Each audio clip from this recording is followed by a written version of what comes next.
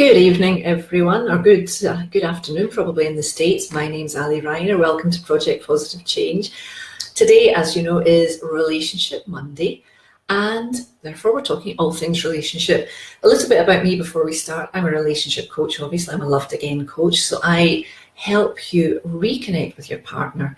I work normally with married women who have reached a place in their marriage where they're not sure actually whether they want to stay married or whether they want to move towards divorce. And quite often that comes about because of miscommunication, comes about due to say when you pop on, actually say hello.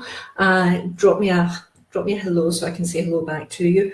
I'm not used to going on this late in the afternoon, so let's see. I'm sure we're going to have some lovely new people here. So we are, as I say, we're talking about relationships. What I teach women to do is, and men, but mostly women, is to really know in their heart of hearts whether they want to stay married or not. So they're 100% sure on what their decision is, why their decision is what it is, and how to then take that forward. So there are two different paths. Obviously, if the decision is to stay married and reconnect with their husband, we do a different. We take one course of action. And if you want to leave, if you decided you want to leave, and you're looking for divorce, that's another path that we need to take. Both of them take quite a lot of inner work. Both of them take some personal development, some emotional resilience, because no matter which way we want to do, to rekindle a marriage which has been unhappy for quite some time. I tend to find that that's what my clients suffer from. It's not something, they don't have an argument one day and arrive on my doorstep the next. It's a continuous sort of dance that they play, sometimes for many, many years. And so by the time they come to me, they're pretty convinced that their marriage is doomed. And the only reason they're still there is because of the financial situation, or because of the kids, or because of the because they feel that they took a vow for life and they don't have any choice for religious reasons or for social reasons, or even, as in my own case, because they're not strong enough to make that move. So what I want to talk about, you can see the heading today. Today is Blue Monday. Blue Monday is the most depressing day of the year, apparently, according to psychologists, according to every newspaper that you pick up or anything you read online. Today is the most depressing day of the year. Christmas is over, the holidays are over. It's cold and miserable here in Milan anyway. We've finished all our money. We've probably got credit card bills up to here. Our resolutions, Tony Robbins says, by today, most of us will have already given up on all of our New Year's resolutions. So we're beating ourselves up over that.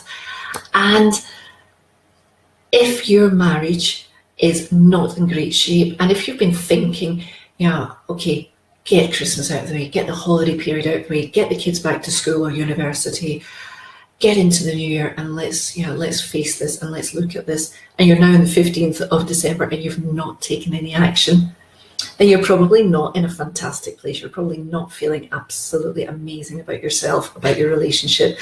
And I know what that feels like. I really do, because I was there for quite a long time, which is why I ended up going back to train as a relationship coach, simply because when I started to work towards a little bit about my story. I didn't mean to tell you my story, but my story is I wanted to get divorced, and I realised I wasn't strong enough to do that.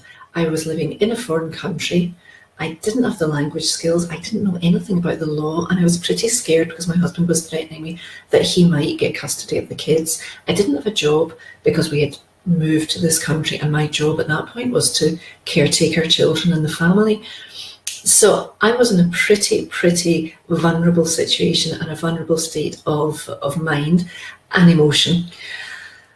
And I realised that in order to go through this and make it, and do it as well as possible and still keep my kids safe and happy and make sure that my husband and I weren't trying to kill each other, which was what we both wanted to do at that point, I needed to do something for myself. I needed to build myself up. And I started my own personal journey. When I did that, not immediately, but as I was doing that, everything began to change. The way that I interacted with my husband changed, the way that I interacted with myself changed, my whole perception of the world and my place in the world changed. And I began to realise that a lot of the problems were of my own making. A lot of the problems were because I suffered seriously from my self-esteem issues, anxiety issues. I was, I was really a huge people pleaser. I was, I could go on and on and on and on. But, I had all these problems, which meant that when I showed up in my marriage, I showed up as I thought any husband would want a wife to be. I wasn't myself. I wasn't, I had a front on, a face on. And of course, that works when you're dating, but you can't go through the rest of your life like that. So what would happen is I would be asked to do something. I would smile happily. Yes. Actually, I probably wouldn't smile happily. I would begrudgingly say yes, go along, be miserable, and every so often explode in a big puff of anger. And neither my husband or I could understand why. Really, I couldn't understand what it was, because it was always about something stupid. And the reaction was always much exaggerated for the situation we found ourselves in. However, when I was doing this work, I realised that, my biggest problem was exactly that. I didn't know how to say no. And I also didn't know how to ask for help. The first time I really sort of hit rock bottom and asked my husband for help, he was horrified. That, and actually quite pissed off. That wasn't in the game plan. Luckily, as we did, as I did my work, and as I could go back into the relationship and change my behaviour and start to put boundaries in place in terms of what I would allow and what I would give out, things began to change. And I'm happy to say at this point, my marriage transformed. I'm now very happily married, and so is my husband. And that's a very important thing because it doesn't often happen or it doesn't always happen like that. So, that's a little bit about my story. Why am I telling you it?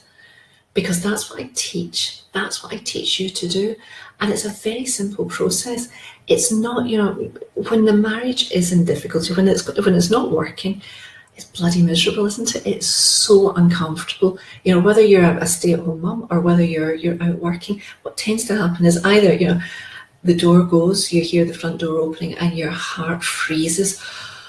You've got to really, grit your teeth to get through, or you find that you're ultra busy at work. You get lost in busyness to put off the moment that you have to come home. And I find, even now today, in my own marriage, I can hide here for hours if I'm a bit pissed off at my husband. I can stay, I can keep that door closed, and he knows not to come in because he thinks I'm working. But if I'm pissed off, I can do that, and that's not a good, healthy place to be, obviously. But that's what happens when things aren't working in the marriage. That tends to be the way that we deal with it.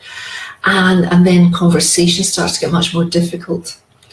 We start to dread having to have those more difficult conversations. And when I say more difficult, I'm not talking, the really important ones, but anything more than how was your day? What do you want to eat?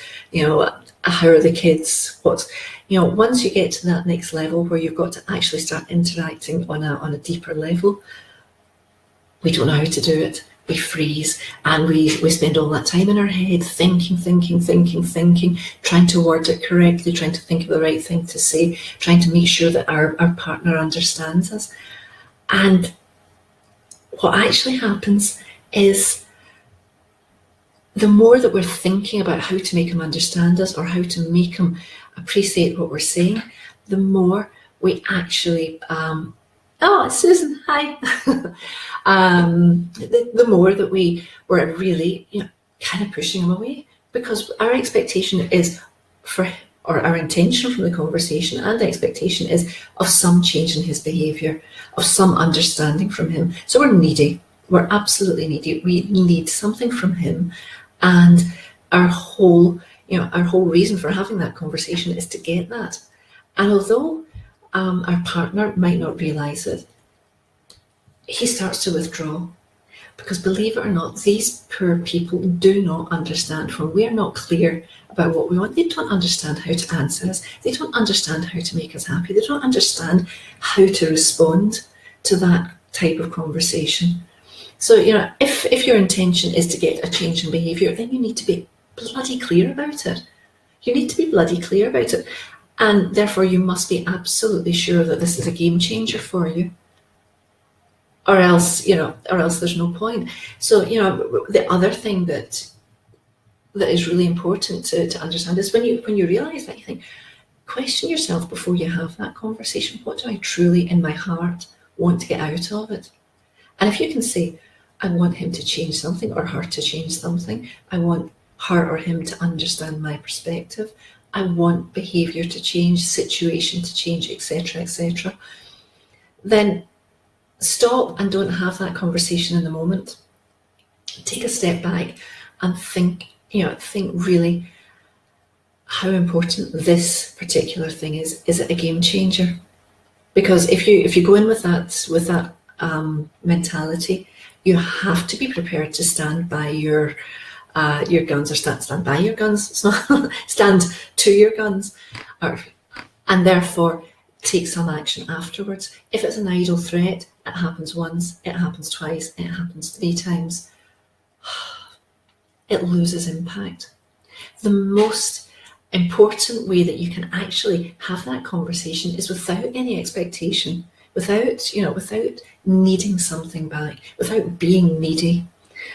So, connecting, having the conversation, using the words that you're using in order to be understood. That's what you want. I just want you to be understood, to be heard. I'm telling you this because I want you to know me better. I want you to know that when this happens, I react like this. I'm not asking you to change it. I'm just asking you, to hear me.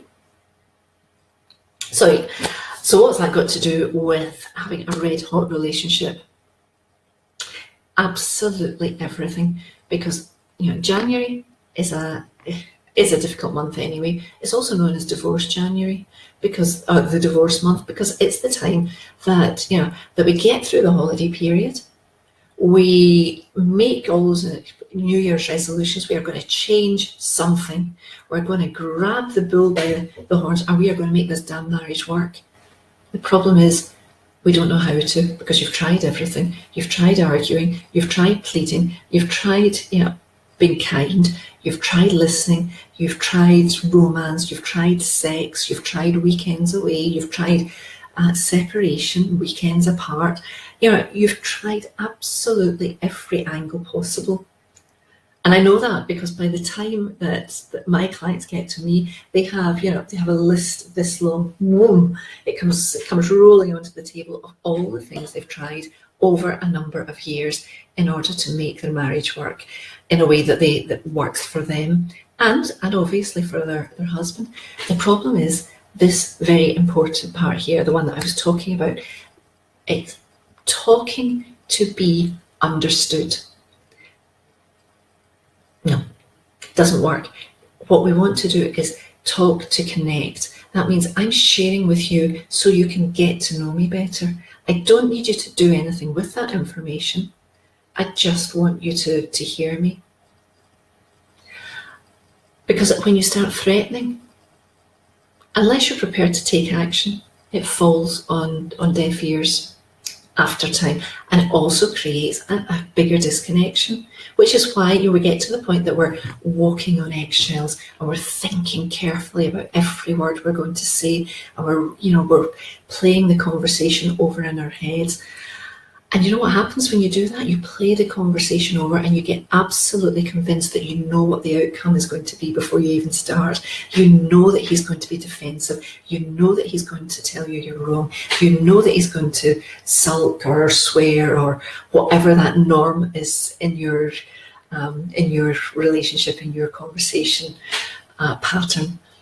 And just by playing that conversation in your head and having that expectation, you're actually taking that into the conversation. You're not leaving any room for something different to happen because you're already creating it. You're taking it in, and then of course your partner mirrors back to you what he feels from you.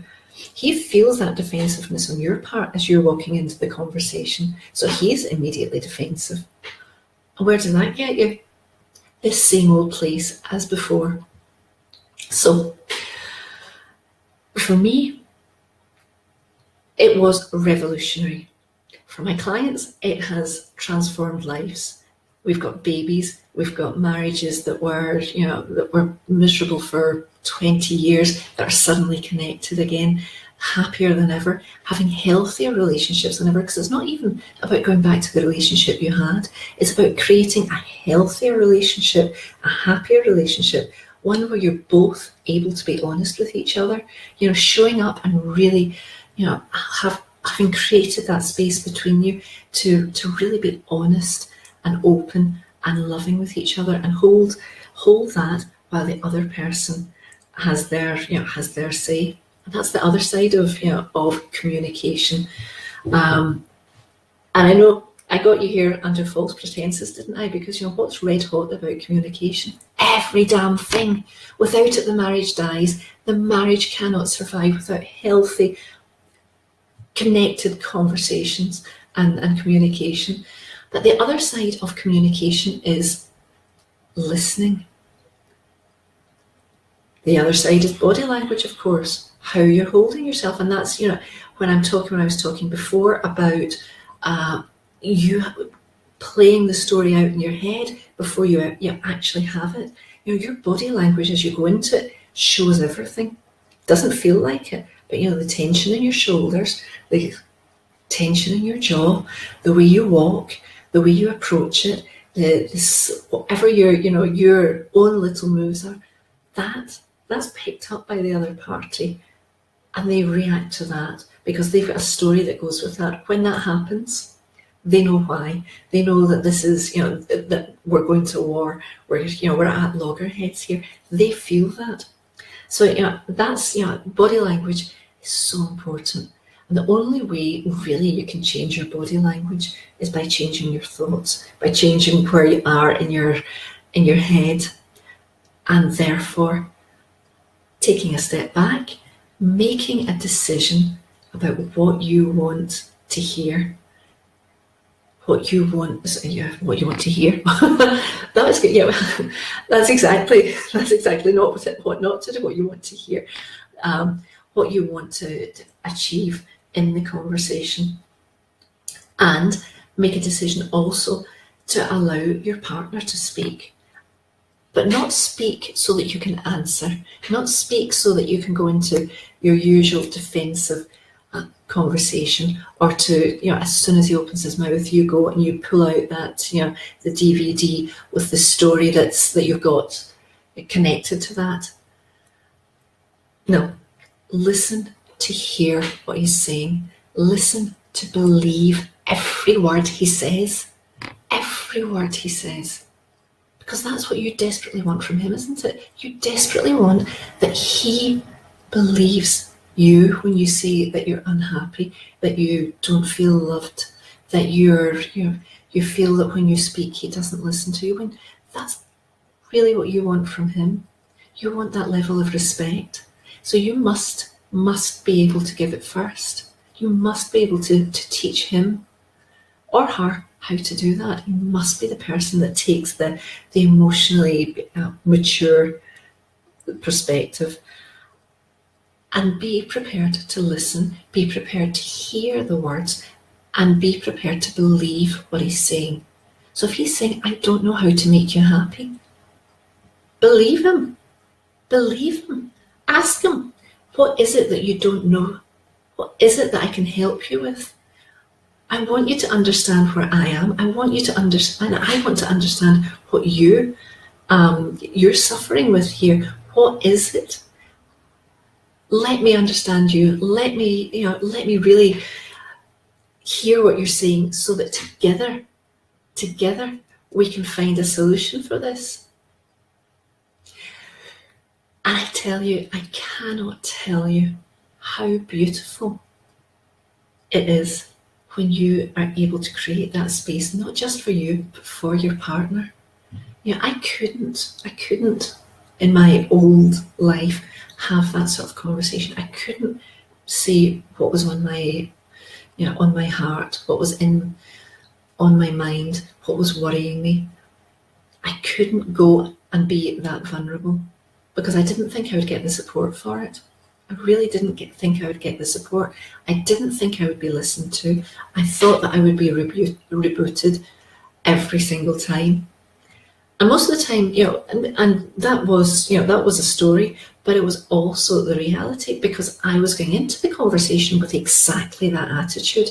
I was going into the conversation looking to make my husband bloody understand me. Do you not understand how miserable I am? Do you not understand that when you do that, I feel like this? Do you not understand that if you don't change your behaviour, then I'm out of here? And, I would, and, eventually, what was he going to say? On you go then, I'm done. Off you pop. Luckily he didn't. Luckily he didn't. When I started doing my work, he was prepared to meet me halfway, and he was prepared to see how we could work together to create the relationship we have now, which is much more honest, much more open, and much more fun, actually, because the fear of not being heard and the fear of trying to be something, you're constantly keeping a mask on, has gone. So I can show up in my relationship as myself, which makes it so much easier for me to show up everywhere else as myself. It makes it so much easier to come and talk to people about how awful it was and how great it is now, and what you need to do to get from there to there.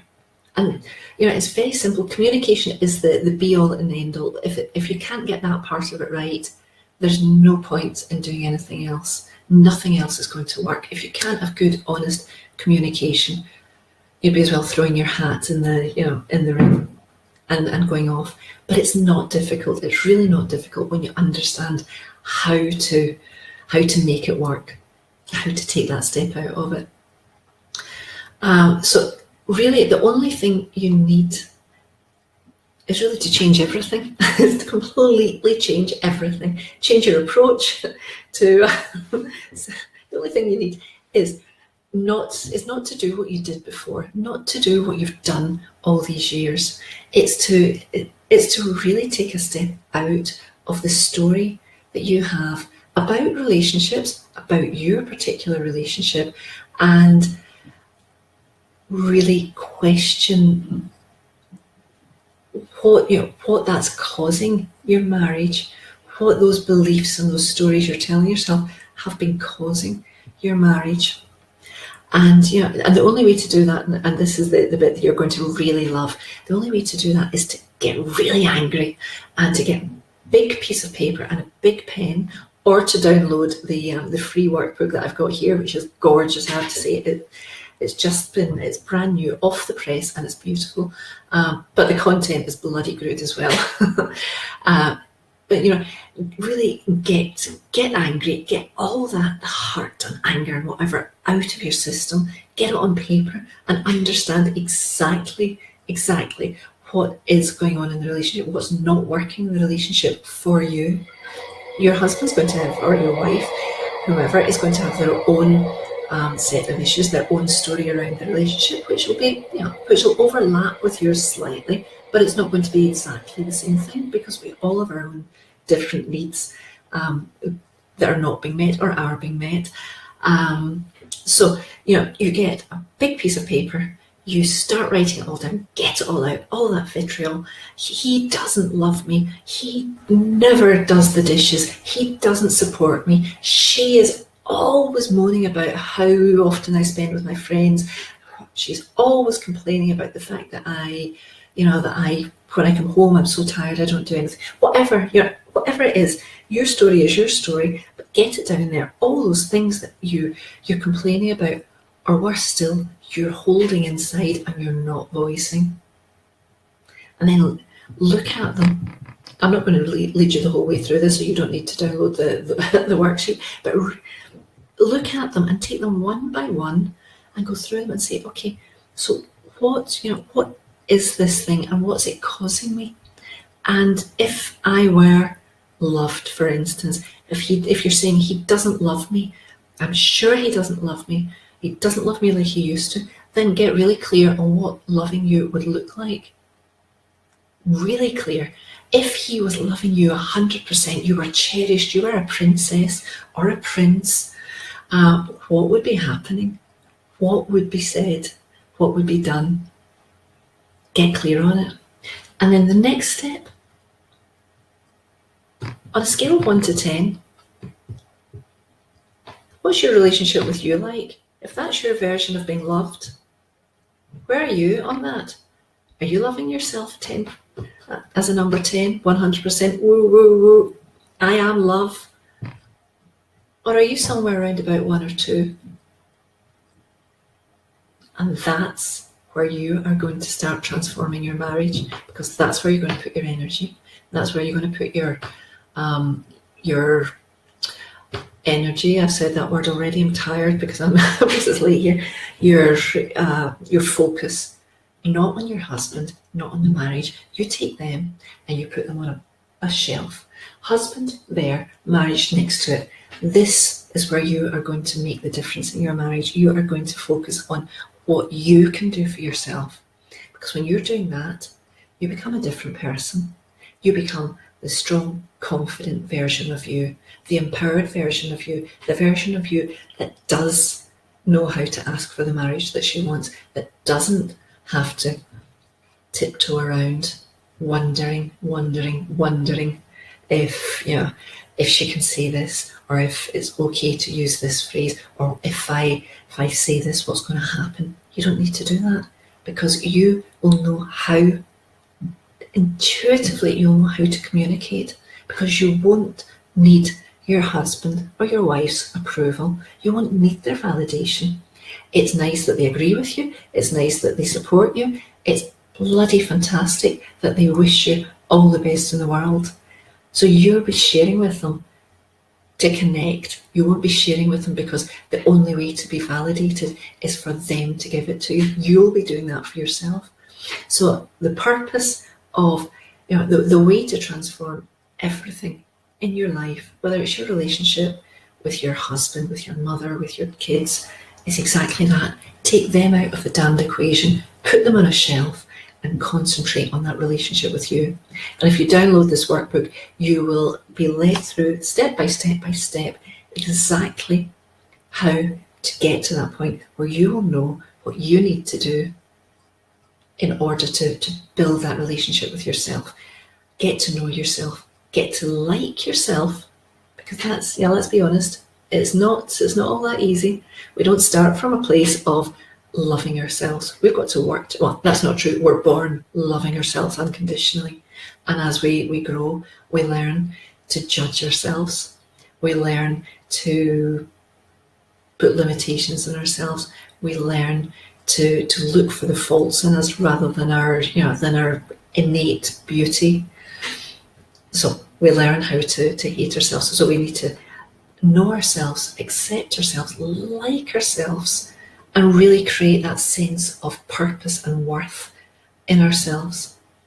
And when we do that, it's really damn simple to make that marriage work. 1, because you become so attractive. 2, because you know intuitively how to make the change, how to have that conversation, to connect rather than hope that something will change. So if that makes sense, I don't know, there's somebody here, I'm not sure. Oh, Sam, hi. So who's watching me now? Just say hello so I know. And if you have any questions, I am just about done. So I'm happy to answer any questions anybody has now. If you're watching this on replay, please, oh my goodness, I spoke for nearly 30 minutes. God, I must like the sound of my own voice. So if you get any questions, you're watching this on replay, you get all the way to the end, please do reach out. My name is Alison Reiner. I'm your Loved Again coach, and you can, Sam, if you're here, in fact, you can contact me on alison@alisonreiner.com, and I'm just putting that into the comments now. Or you can download my workbook here, which is fabulous. If I say so myself, I'm rather proud of it. you might have noticed. And really, transform your marriage from blue to red hot. God, I'm so corny, aren't I? I'm so corny. But thank you so much for whoever is here and watching. Thank you so much for everybody that has watched, and thank you for anyone that's going to watch on replay. Do treat yourself. Whether it's a problem in your marriage, whether it's a problem with a co-worker, whether it's a problem with your mother, your daughter, your dog, this workbook is fantastic. It gives you a fantastic overview on how to make that shift from pointing the finger of blame, not knowing what to do with it, to pointing the finger of blame, seeing how you can use that information to transform your relationship with yourself. Leave the relationship, leave your husband up there and get on and bloody well love yourself in a way that attracts your husband back towards you. So thank you to Project Positive Change. Thank you to everyone that watched me. Have a great evening.